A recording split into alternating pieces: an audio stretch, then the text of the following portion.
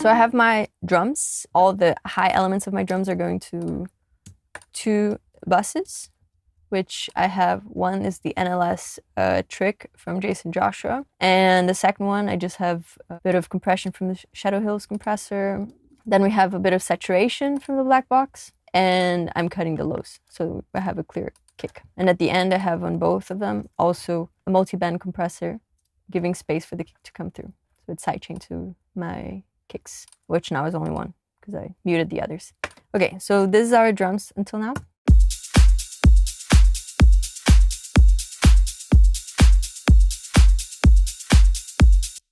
Okay, so I do feel like the kick and the snare are a little bit too hot. The kick might change in a little bit when we tweak it. Let's start with the process of the kick. You can hear that this kick is very clicky and missing of the low punch that hits you in the heart. So here we have. So here I'm using the Neutron Transient Shaper to give a bit more punch there.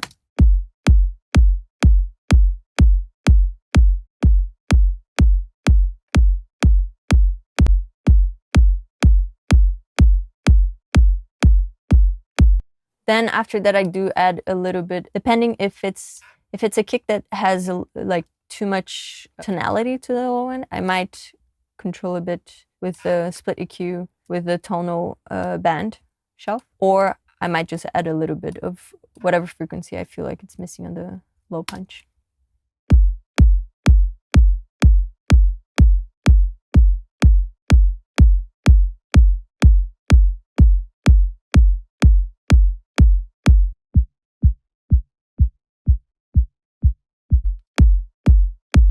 Okay, I'm happy with the punch how it is now, but I feel like the click and the low punch are not glued together. So I'm using a limiter to make that happen.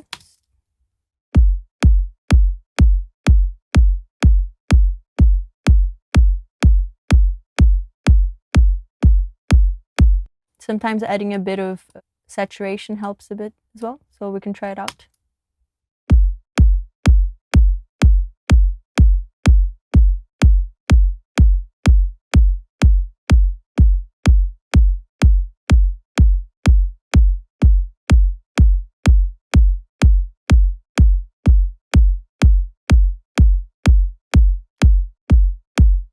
Okay, if the kick is too long, which sometimes is tricky depending on the bass that you have or depending on the key of the kick even, you could shorten the kick, but I don't think it's necessary on this one. I'm actually pretty happy with how the snare sounds right now. I could shape with an EQ, or maybe I'll do it later, but we'll see. But I'm happy how it sounds until now.